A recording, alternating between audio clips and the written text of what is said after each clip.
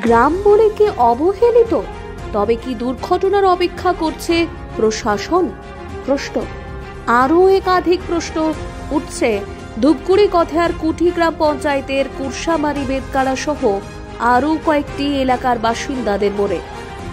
একই নড়বড়ে দুর্বল সেতু, একসাথে পিকআপ ভ্যান এবং পথচারীরাও যেতে পারে না। একসাথে গেলে সেতু নড়তে শুরু করে, যে কোনো মুহূর্তে সেতু ভেঙে ঘটতে পারে বড় সড় দুর্ঘটনা।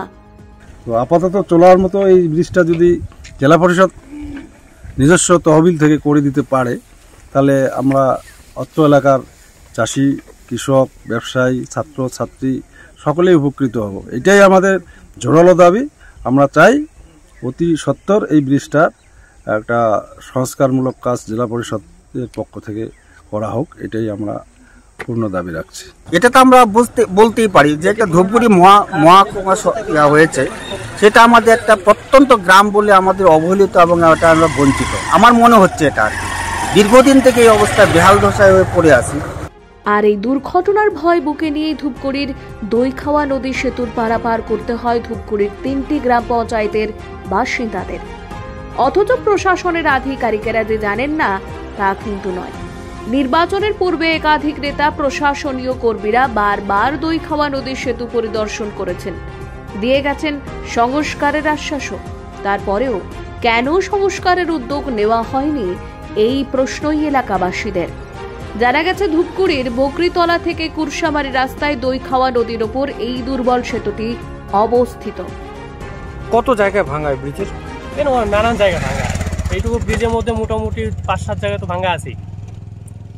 এই ব্রিজটা কি সারাই করা প্রয়োজন নাকি নতুন করে ব্রিজ করার প্রয়োজন, কি মনে করেন? সারাই, এখন যে ব্রিজের অবস্থা, এটা সারাই করলেও তো এটা হবে না, এখন একদম নতুন করে করতে লাগে। এটা মনে করো 10 কুইন্টাল, মনে করেন 5 কুইন্টাল মাল হলে মনে করেন ওই মাল ওই আনলোড করে ক্লিয়ারিং করে তারপরে মানে ব্রিজটা এক্সট্রা খরচ করে আমাদের খরচা হয়।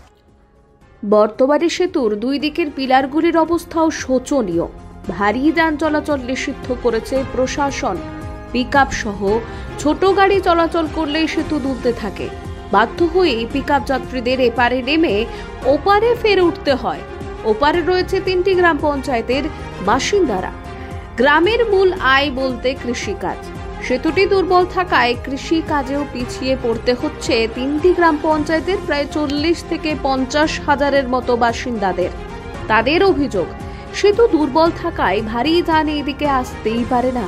ফলে অতিরিক্ত ভাড়া চুকিয়ে ছোট গাড়িতে কৃষিজাত দ্রব্য দইখাওয়া সেতুর ওপার নিয়ে যেতে হয় বড় গাড়িতে তুলতে। আর এই দইখাওয়া নদীর সেতু দুর্বলের কথা স্বীকার করে নিয়েছেন প্রশাসনিক ব্যক্তিরাও।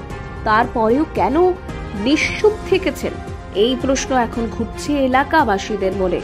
যে কোনো মুহূর্তে বড়সড় দুর্ঘটনা ঘটলে এর দায় থাকবে প্রশাসনের বলেই জানিয়েছেন স্থানীয়রা। তেমনি স্থানীয়রা খুব দ্রুত সেতু সংস্কার না হলে বড় সড় আন্দোলনের হুমকিও দিয়েছেন। এলাকার প্রাক্তন জেলা পরিষদ সদস্য তথা স্থানীয় ধ্বজেন্দ্রনাথ রায় এ বিষয়ে বলেন, জলঢাকা নদীর তীরে অবস্থিত এই 3টি গ্রাম পঞ্চায়েত এলাকায় রয়েছে একটি রেলের সেতু এবং রেল লাইন। তাই যে কোনো মুহূর্তে দুর্ঘটনা ঘটলে সেতু দুর্বল থাকার কারণে জরুরি পরিষেবা থেকেও ওই এলাকা বঞ্চিত থাকবে। তবে খুব দ্রুত সেতু সংস্কারের আশ্বাস দিয়েছেন জলপাইগুড়ি জেলা পরিষদ।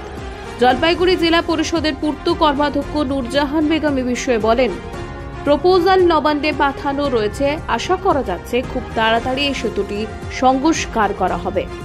কিন্তু এখন একটা প্রশ্ন এলাকাবাসীদের মনেই ঘুরপাক খাচ্ছে, গ্রামের একটি উন্নয়নমূলক কাজেই কেন দৃষ্টি পড়ছে না প্রশাসনের?